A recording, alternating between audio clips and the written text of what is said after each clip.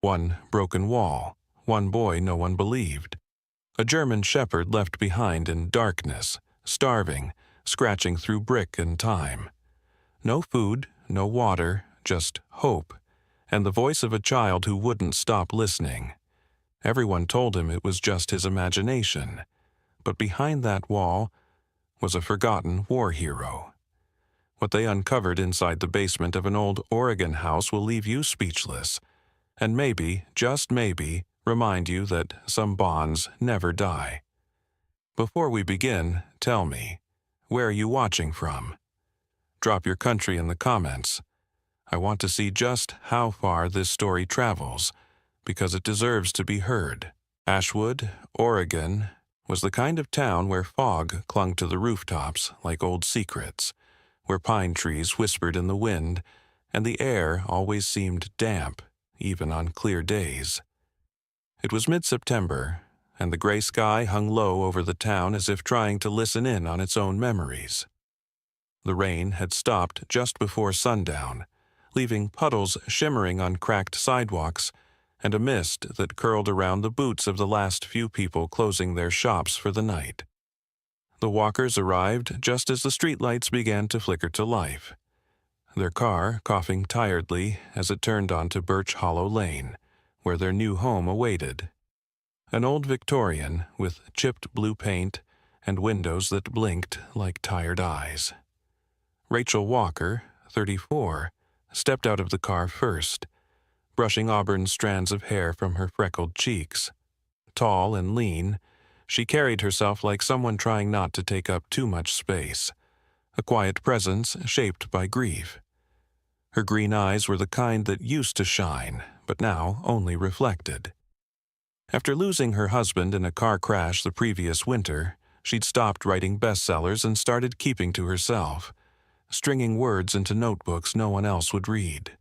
The move to Ashwood was supposed to be a new beginning, or at least a softer silence. Noah Walker, 7, emerged next, dragging his red backpack and a crumpled flannel jacket tied around his waist.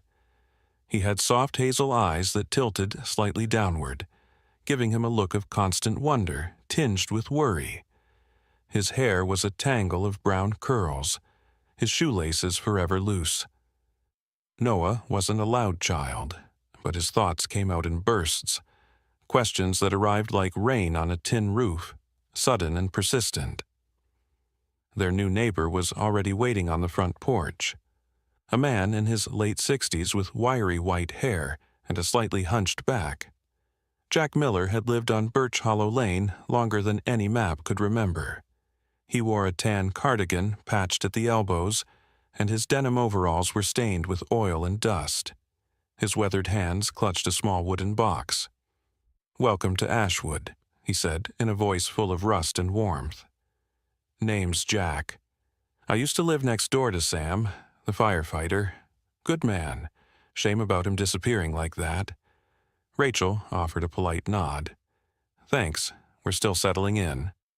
Jack's pale blue eyes flicked to Noah. "You like trucks, son?" Noah hesitated, then nodded. Jack opened the wooden box and handed over a small metal toy fire engine, its red paint chipped and worn. "This one belonged to my boy," he said quietly. "He's not around anymore either. Figured someone should drive it again." That night, as the house quieted and Rachel unpacked books upstairs, Noah sat cross-legged in his new bedroom. The wallpaper was peeling in one corner, and the window creaked when the wind blew. He placed the fire truck by his pillow and curled beneath the quilt his grandmother had made. Just as his eyes began to close, he heard it. A sound. Not from outside, from inside the wall. It was faint, a soft scraping like claws on wood, followed by a low, aching whimper that didn't belong to the pipes or the wind. Noah sat up slowly, breath caught in his throat. He looked around, heart thudding, then crept out of bed and pressed his ear against the wall. The noise came again, this time clearer. A hoarse, tired sound, like something trying not to be heard and failing. The next morning, Noah told Rachel. "There's something behind the wall," he said at breakfast, voice trembling over his cereal. Rachel barely looked up from her coffee. "Probably just the pipes, sweetie. It's an old house." Noah frowned. No, it sounded sad. Rachel managed a smile. Old pipes can be sad too. Later that day, Rachel drove into town to pick up supplies while Noah stayed behind with Mr. Jack, who was fixing a broken step on the porch. The old man didn't say much, but when Noah told him about the noise in the wall, he paused, screwdriver mid-turn. "You sure it wasn't just a dream?" Jack asked. Noah shook his head. "I was awake." Jack stood slowly. "Well, some walls have ears, they say. Maybe yours has a heart, too."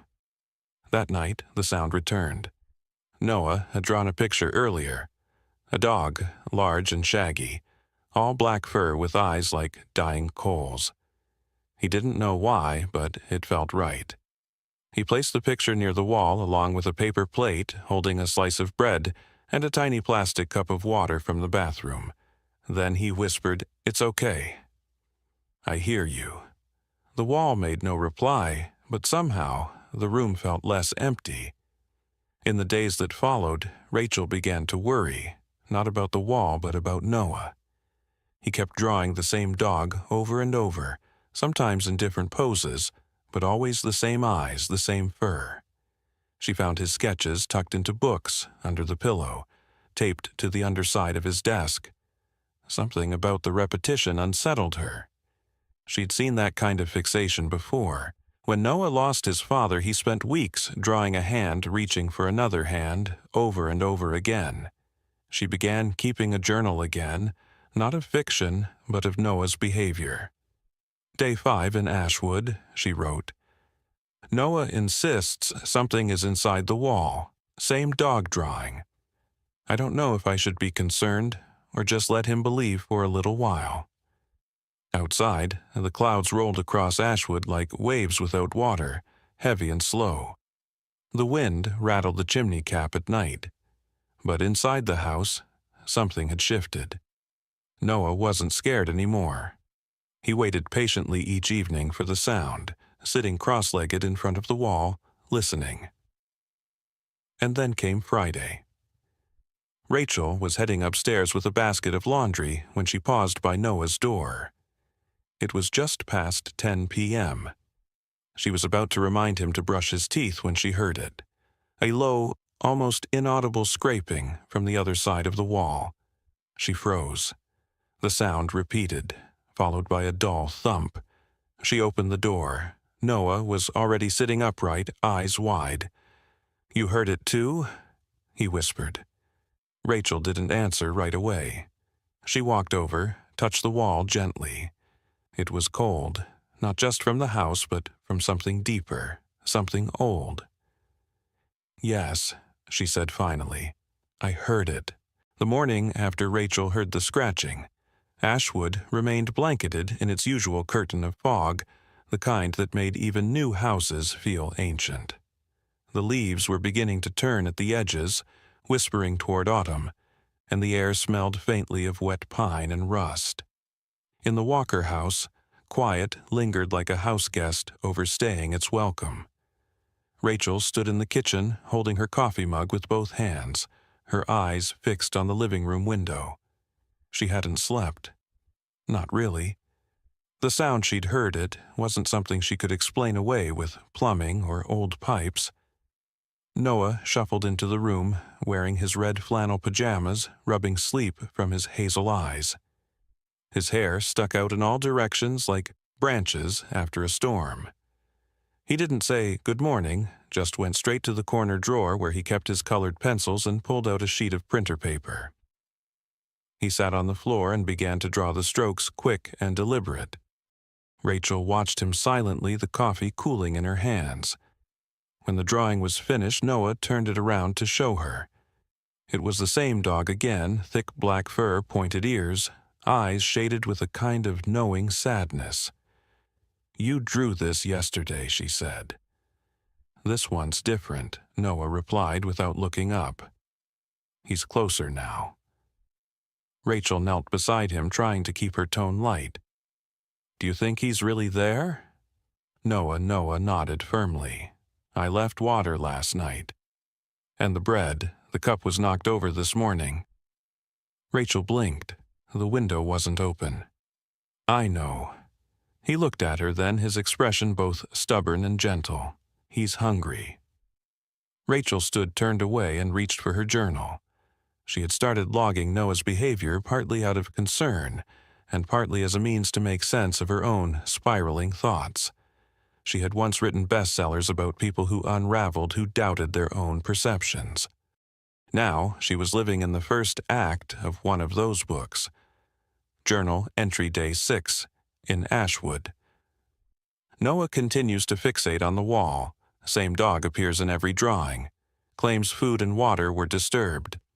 I confirm the cup was overturned. No visible explanation. Still no signs of rodents or drafts. Do not want to encourage fantasy, but unsure if this is fantasy at all.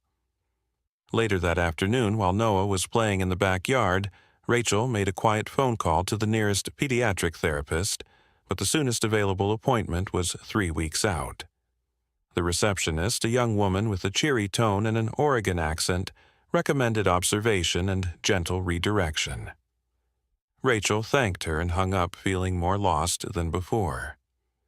Meanwhile, Noah was busy gathering things: a plastic toy bone from the shed, an old dish he found under the porch, and a napkin with "Welcome" written on it in pencil. He set them all next to the baseboard along the wall where he'd heard the sound, then sat cross-legged again, watching. From outside, the familiar creak of Mr. Jack's gate signaled his arrival. He ambled over, holding a mason jar filled with something that looked like orange marmalade. "Morning," he called through the open door. "Made too much jam again." Rachel invited him in. Jack stepped over the threshold with the ease of someone used to old houses and wary silence. "You okay?" he asked, noticing the lines of fatigue around her eyes. Rachel hesitated.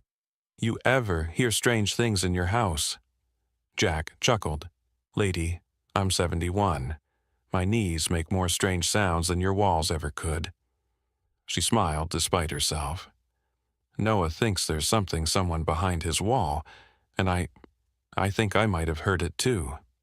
Jack's humor faded slightly. "You said you moved into Sam Bennett's place, right?" Rachel nodded. Jack looked away, his fingers tightening around the jar. Sam was a good man, quiet. Had a dog with him all the time, big shepherd named Max. They went into a wildfire together 6 years ago. Sam never came back. Folks figured he lost his way or got caught in something bad. No one ever found Max either. Rachel felt her skin prickle. Was Max? Black long-haired Jack looked surprised. "Yeah, how'd you know that?" Rachel didn't answer. Back in his room, Noah added another detail to his drawing: the faint outline of a collar with a single word scribbled on the tag, Max. That evening, Rachel stood outside Noah's door watching him press his hand against the wall again. She didn't stop him. Part of her wanted to believe too. "Why do you think he's behind there?" she asked quietly. Noah didn't move his hand. "Because no one else listens. And I think he's been waiting a long time." Rachel sat down beside him. The room smelled faintly of rain and old wood. "What if it's just in our heads?" she asked. "Then I want to keep imagining him," Noah whispered. "Because when I think about him, I don't feel scared." Rachel didn't answer. Instead, she wrapped her arm around her son and closed her eyes, letting the silence settle between them like dust on forgotten things. The fog in Ashwood had thickened by the 3rd week, weaving through the town like a secret no one wanted to speak aloud. Dampness clung to every surface: windows, mailboxes, Rachel's fingertips, as she flipped through brittle papers in the town library. Something about the air made her feel like she was wading through memory itself. Rachel had woken that morning with one thought looping in her mind: Max. She hadn't said the name out loud in front of Noah, not even once, yet he'd drawn it, spoken. It whispered it like a prayer. That couldn't be coincidence. The library sat on Main Street, tucked between a shuttered barber shop and a thrift store that smelled of cedar and lemon oil. Inside, the librarian, a petite woman with tight curls and bifocals named Denise Hartley, offered a small nod as Rachel stepped in. Denise, in her early 60s, was known for her quiet manner and memory that rivaled the town records. Always dressed in muted sweaters and long skirts, she moved like a cat, soft-footed alert, and not one for gossip. She had lived in Ashwood most of her life, and if the walls of this town could talk, Denise was the translator. Rachel approached her unsure how to phrase what she was looking for. "Hi, I'm trying to find information on a man named Sam Bennett. I think he lived in our house before us." Denise tilted her head. "Bennett? Sam? Oh, yes. Lived on Birch Hollow Lane, didn't he? That's the old Victorian with the weather vane shaped like a rooster. Real kind man. Worked with the fire department. Vanished about 6 years ago. Such a strange thing." Rachel nodded. "Do you have anything news clippings, maybe, or public records?" Denise led her to a back corner filled with metal filing cabinets and bound archives wrapped in brittle leather. She pulled out a volume dated fall 2017. There were 2 articles, one about his disappearance and another about a fire he responded to the week before. Rachel flipped through the yellowed pages. The first article detailed a forest fire in the West Ridge, small but erratic, sparked by illegal camping. Sam had led a 2-man crew accompanied by his K-9 unit, Max. The report noted they had separated briefly to scout a clearing. Only the other firefighter had returned. The second article, dated 1 week later, was stark and short. Local firefighter presumed dead after disappearance. No remains recovered. K-9 unit also missing. Rachel stared at the grainy photo beside the article. Sam stood tall, late 30s, with a square jaw and dark hair under his helmet. But her eyes were drawn to the dog beside him, Max. Thick black fur, upright ears, and a gaze that seemed almost human. Denise leaned over gently. They never found the dog either. Strange thing is Sam used to say that Max could smell trouble before it started. Claimed he once pulled a boy out of a basement 10 seconds before the floor collapsed. Called him a guardian with paws. Rachel closed the book slowly. He lived alone. Denise nodded. No kids. Parents passed young. But he was close to Jack Miller. Used to walk the dog near Jack's woods almost every evening. Rachel thanked her and returned home with a copy of the articles. She didn't tell Noah what she'd found. Not yet. But when she walked into his room later that day, she saw him finishing another drawing. This time, the dog was standing at the edge of a forest, clearing a small silver tag on its collar, catching the light. "What's that?" she asked, trying to sound casual. "It's where he got lost," Noah said simply. The fire was behind him, but he didn't run. Rachel sat down beside him, startled. "How do you know that—" Noah blinked. "He told me." That evening, as dusk pooled like ink at the corners of the sky, Jack Miller came over to help Rachel reattach a loose section of the gutter. Rachel invited him to stay for tea, and after a moment's hesitation he accepted. He sat at their small kitchen table, fingers wrapped around a chipped ceramic mug, the steam rising toward the ceiling in slow spirals. Jack Rachel said softly, "What do you remember about Sam Bennett?" Jack exhaled through his nose. "Not much more than I already said." He kept to himself. Didn't talk about family, but he loved that dog. Max was more than just a partner. He was like Sam's shadow. "Did you see them near the forest often?" Jack nodded. Every other night, like clockwork. Sam would carry a flashlight, Max would go ahead. Sometimes I'd see them pause at the edge of the ridge like they were listening to something I couldn't hear. Rachel hesitated. "Do you think it's possible Max survived?" Jack didn't laugh. Instead, he looked down into his tea. "I think dogs remember more than we do, especially the good ones, the loyal ones. If Max is still out there, he's probably trying to come home." Rachel looked out the window toward Noah's room. Or maybe she said softly, "He already has."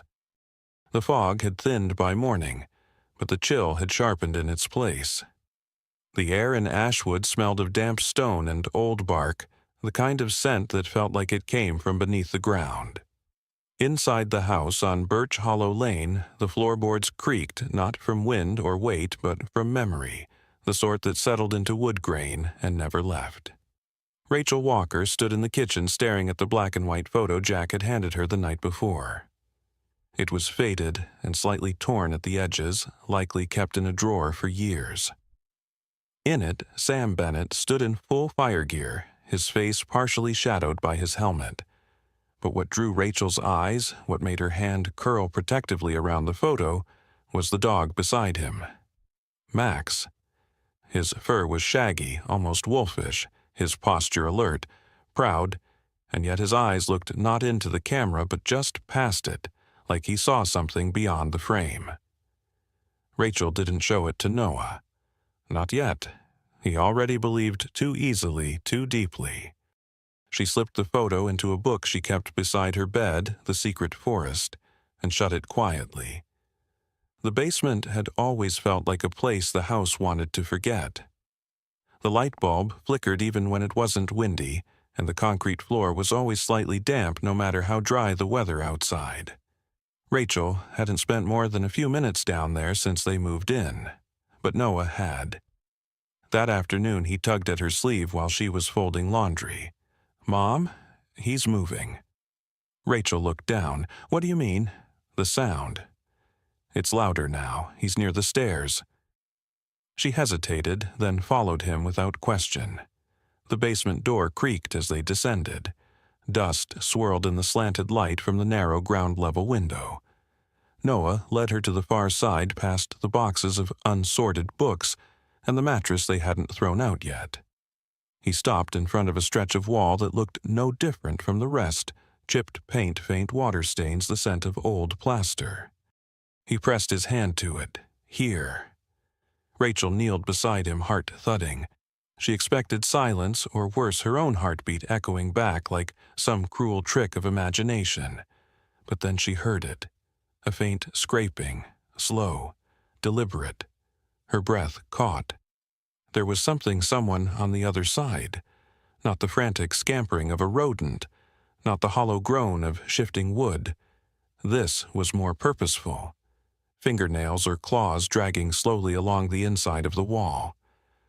Rachel looked at Noah, who said nothing. He didn't need to. They both knew now. Later that evening, Rachel sat at the dining table with Jack Miller. She hadn't meant to call him, but her hands had dialed before she could second-guess herself. Jack arrived in his usual layers, corduroy jacket, cable-knit sweater underneath, smelling faintly of old tobacco and pine. "I heard it too," Rachel said. Jack took off his cap, nodding slowly. "Then it's time we stop treating this like a ghost story." He reached into his coat pocket and placed something on the table, a small metal key. "That's for the garden shed out back.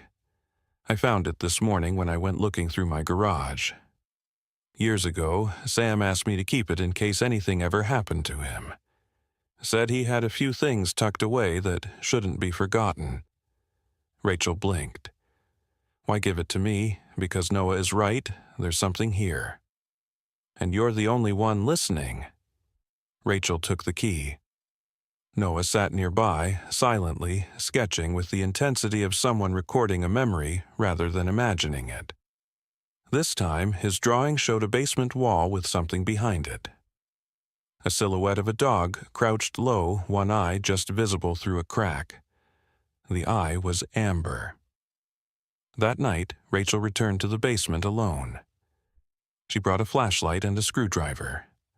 Noah was asleep upstairs, curled around the old fire truck Jack had given him.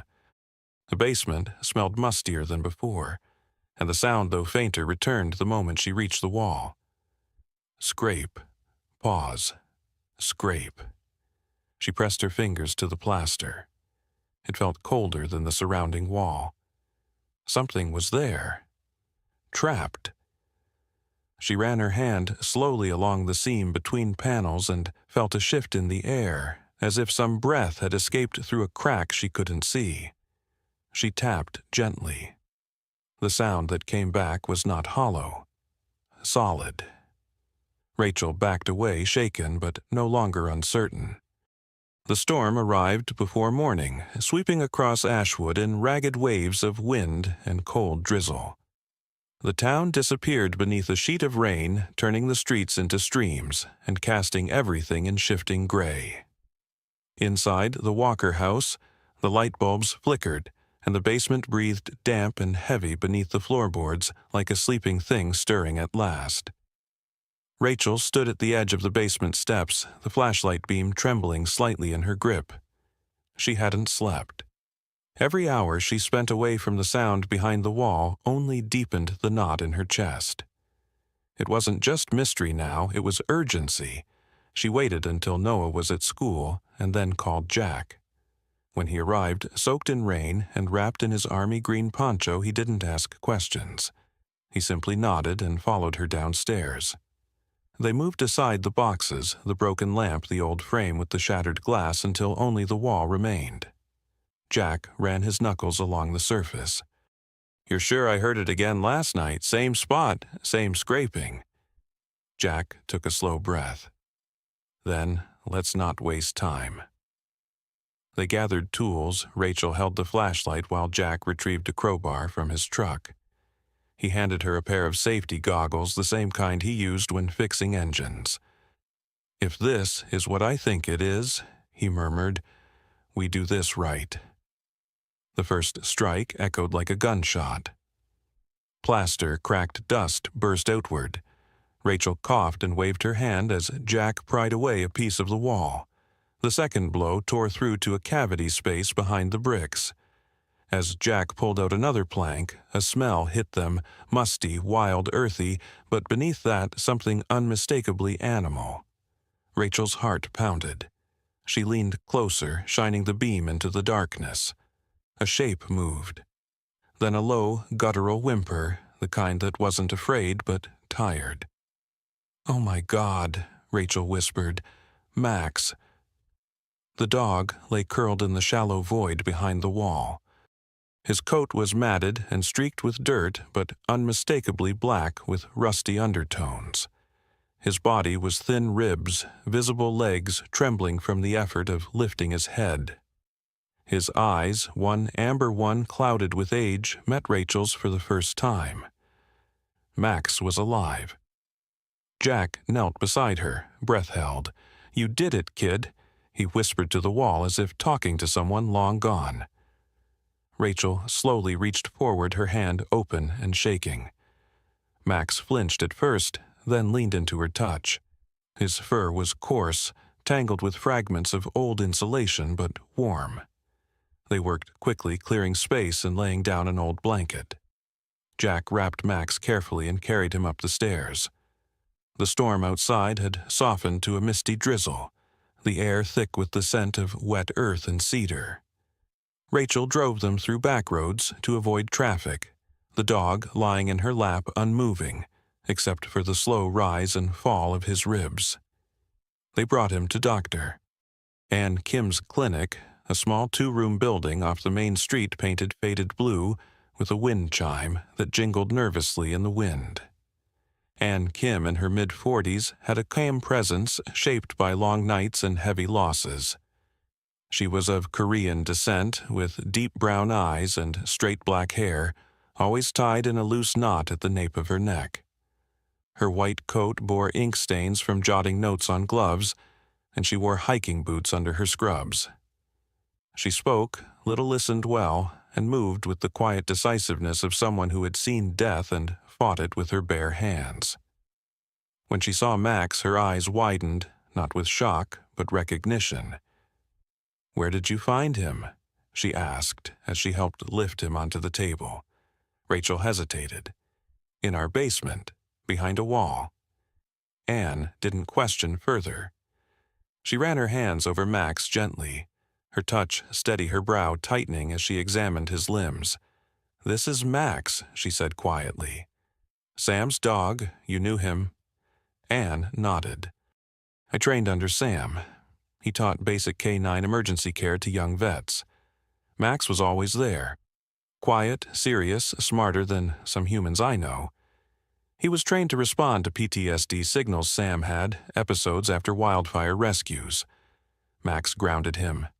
Rachel listened, stunned. Anne continued working. "He's malnourished, dehydrated, but no broken bones. He's a survivor." Jack stood nearby, arms crossed, his face unreadable. After stabilizing Max with fluids and a gentle sedative, Anne led Rachel into the office. "There's something else," she said, opening a drawer and pulling out a battered leather notebook. "Sam gave this to me before he disappeared. Told me to keep it safe in case anything ever felt wrong. I've never read it, thought it was just trauma rambling." She handed it to Rachel. Later that night back home, Rachel opened the notebook in bed while Noah slept down the hall, unaware that the dog from his dreams now lay resting a few miles away. The handwriting was tight cramped. The entries were chaotic at first, weather reports, tactical notes. Then the tone changed. "Max senses things. Long before I do. He whined last night before the call even came. I think he knew the fire wasn't normal. I keep seeing someone in the woods. But when I chase it, there's nothing. Max growls at the trees. Rachel. I think something followed us home from that last burn." Rachel closed the book.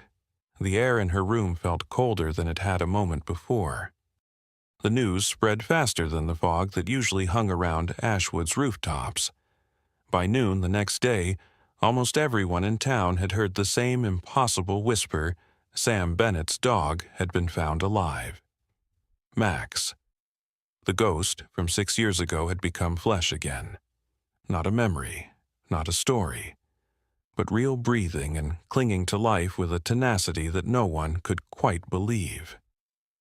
The town's reactions varied. Some whispered in awe over morning coffee at Ellie's Diner, while others debated the likelihood of it all on folding chairs outside the hardware store. But for Rachel and Noah, the noise of the town faded behind a more pressing reality. Max was still teetering on the edge. At the veterinary clinic, the days blurred into one another. The storm had passed, but Max's condition remained fragile. His frame was thin, his movement sluggish, and despite Ann Kim's diligent care, there were moments when it seemed like he might simply let go. Anne had set up a cot in the back room, refusing to leave the clinic overnight. The staff offered to rotate shifts, but she declined. "I owe him this," she said quietly, her voice carrying both guilt and reverence. Rachel often brought Noah by after school. He would sit quietly near Max's cot, whispering to him about his drawings, about what he had for lunch, about things he missed telling his dad. Max, even in his weakest state, would twitch his ears in response, sometimes lifting his head slightly when Noah's voice grew soft. Anne watched the boy and the dog with cautious awe. She remembered Max as a protector, silent and alert, trained for chaos and crisis. Now he was something else entirely, gentle-aged and seeking warmth rather than duty. One evening, as Anne sat reviewing Max's lab results, white blood cell counts too low, hydration levels slowly stabilizing, Rachel entered with a thermos of black tea and a tin of oatmeal cookies. "You're still here," Rachel said softly. Anne gave a tired smile.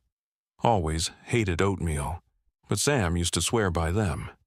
Said Max liked them too, crushed into bits, of course.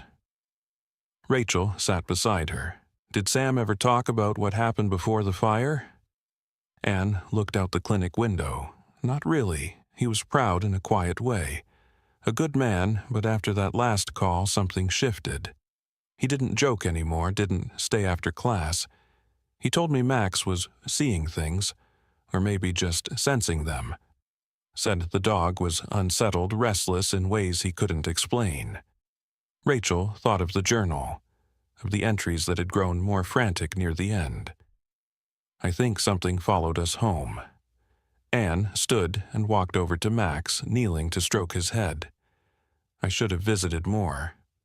After Sam disappeared, I just closed that chapter, buried it. Max opened one eye slow but deliberate and licked her hand.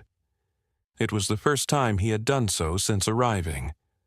Noah, standing quietly in the doorway, beamed. He'd grown accustomed to Max's presence.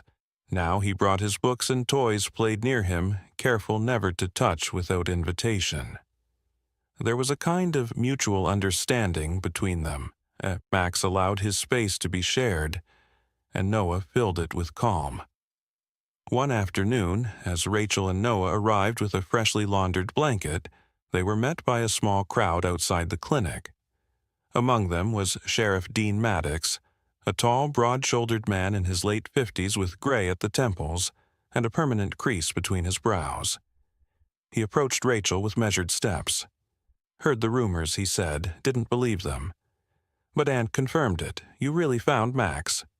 Rachel nodded cautiously. Dean looked down at Noah. That your son, yes. Dean knelt slightly to Noah's level. You're the one who hurt him, aren't you?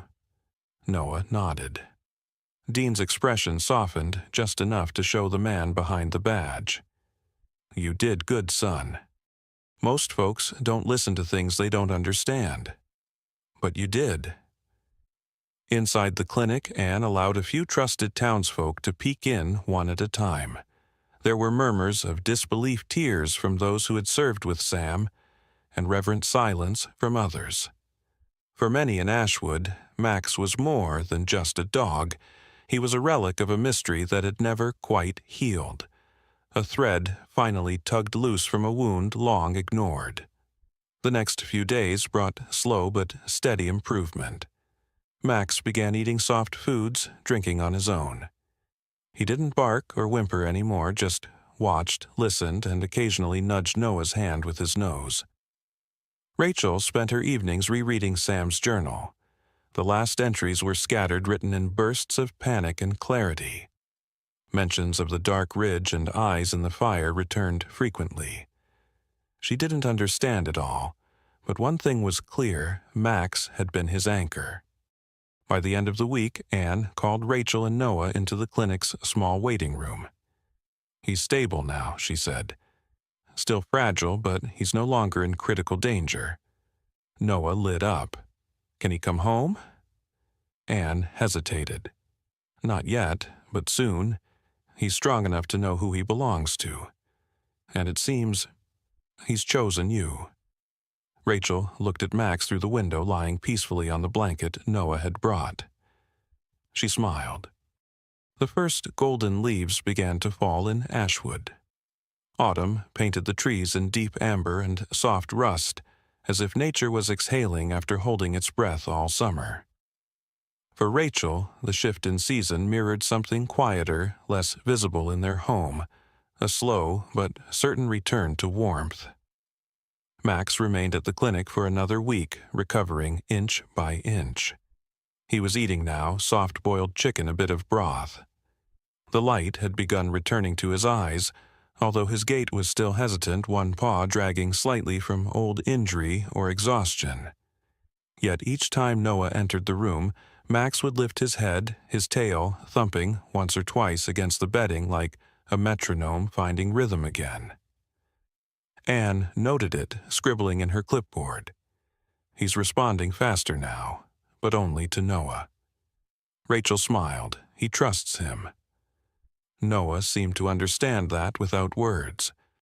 He would sit beside Max for hours, reading softly from chapter books, sometimes making up stories about astronauts and jungle explorers, each one ending with a brave black dog who never gave up, no matter how lost he became. Rachel, meanwhile, began to write again, not fiction, but truth. Pages filled her old notebooks. She wrote at night, curled under a lamp in the corner of the kitchen, long after Noah had gone to bed. Her handwriting had grown steadier, no longer trembling at the edges.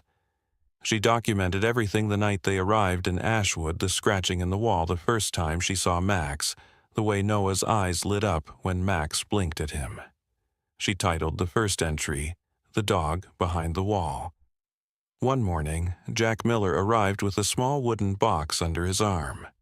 His steps were slower these days, a stiffness in his right leg that weather always made worse.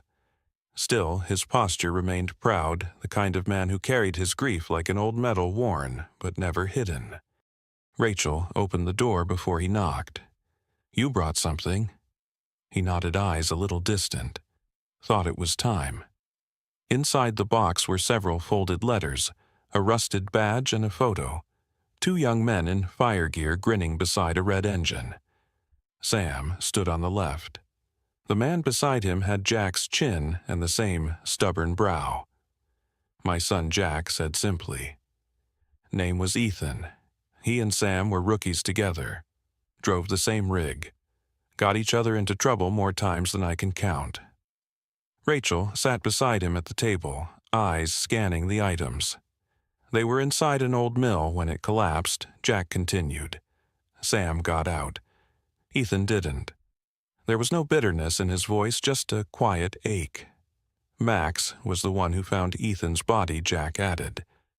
They say he pulled Sam out before going back in. He tried to drag Ethan even after the roof caved. Rachel swallowed. "You never told anyone," Jack shook his head. "Noah reminded me of something I'd forgotten, why that dog meant so much to Sam, and why it matters that he's still here." He pushed the photo forward. "That's not just Sam's story, it's Ethan's too. Yours now, maybe even Noah's." Later that afternoon, Rachel took Noah to visit Max again. The clinic was quieter now. The crowd had dwindled, the town's curiosity replaced by quieter reverence. Anne greeted them in the hallway, her smile tired but warm. "He's strong enough for a short walk," she said, "but only with you." Noah beamed. Out back, the clinic had a small grassy yard bordered by cedar trees. The sky was pale and clear. Noah held the leash carefully, walking at Max's pace. The dog moved with effort but determination, one step at a time, as if learning to walk again in this new world. Rachel watched them from the doorway, arms folded. Something in her chest settled into place. Not peace exactly, but closure, or maybe the beginning of it. That night she wrote another entry. Max remembers. He remembers the fire, the fear, the loss, but he remembers love too. He responds to Noah because Noah has never asked him to be anything but himself. That's what healing looks like. She paused, then added, "Maybe it's what I needed too." Ashwood's first snow came early that year. It fell in delicate flurries, layering rooftops in soft white and coating the sidewalks in a hush that made even the loudest streets feel reverent. For once, the cold didn't bring a sense of isolation to the Walker house. Instead, it settled like a final blessing over a season that had carried them from silence to something close to peace. Rachel stood at the back door watching the flakes swirl in the morning light. A coffee mug warmed her hands. She smiled as she caught sight of Noah and Max in the yard, Noah bundled in his green winter coat, the hood too large for his head, chasing after Max, as the dog, newly strong, trotted playfully through the snow. His gait was uneven, his hind legs still weaker than the others, but the light in his movement, his tail, waving ears alert, was unmistakable.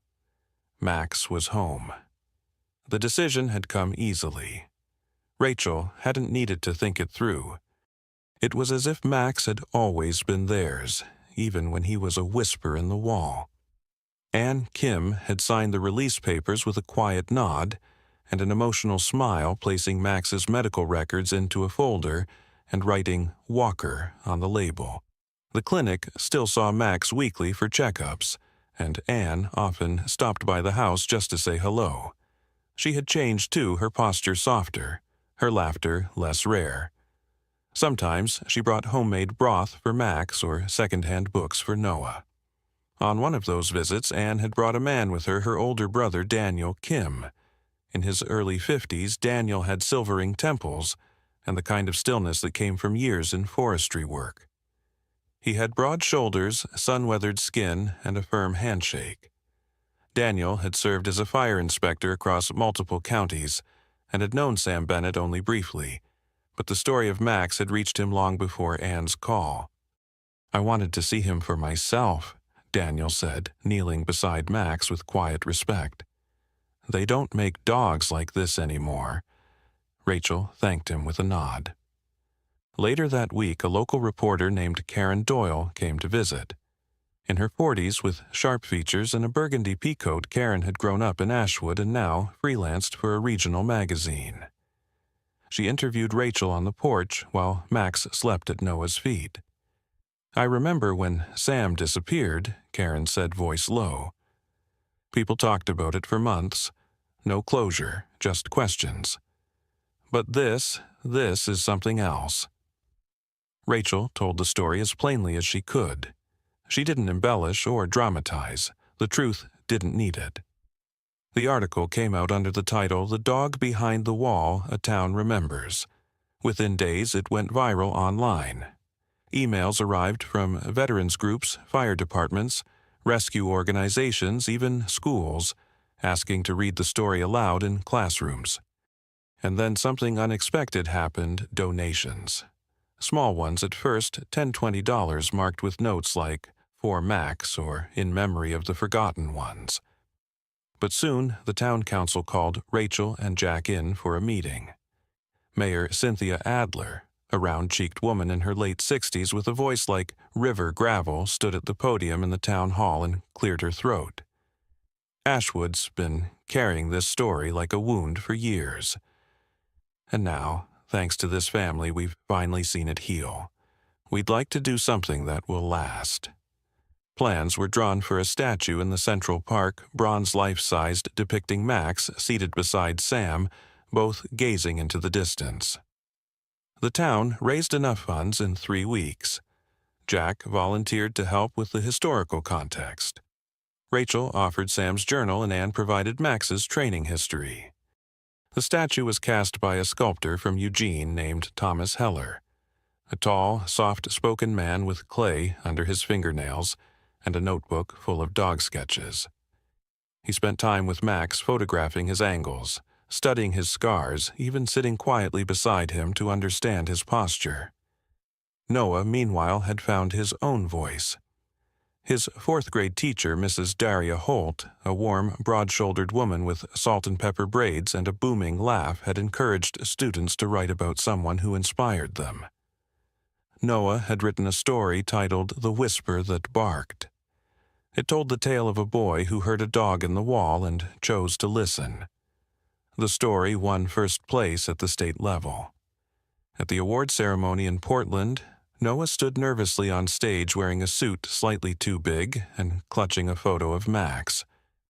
When he read the final lines aloud, "Sometimes the bravest thing you can do is believe something nobody else hears," even the sternest judges rose to their feet.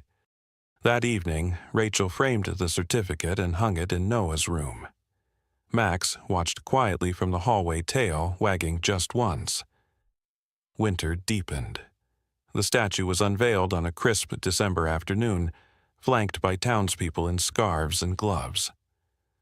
Jack stood at the front, tears in his eyes, while Rachel held Noah's hand. The mayor gave a short speech, and then the tarp was pulled away. There they were, Sam and Max immortalized in bronze. Max sat with quiet nobility, ears forward, gaze lifted. Sam stood beside him, hand resting on Max's shoulder, his expression calm. A plaque beneath read, "To those who never stopped listening, and those who waited to be found." The crowd clapped, some softly, some with hands to mouths. Later, as snow began to fall again, Noah leaned into Rachel's coat. "Do you think Sam would be proud?" Rachel looked toward the statue. I think he'd be grateful for Max, for you, for all of it. Max, now curled beside their boots, blinked slowly, his breath steady, his ears twitching to the sound of laughter and wind. He had come home, not to walls or orders or missions, but to voices, to warmth, to stories. Sometimes the miracles we pray for don't come with thunder or angels.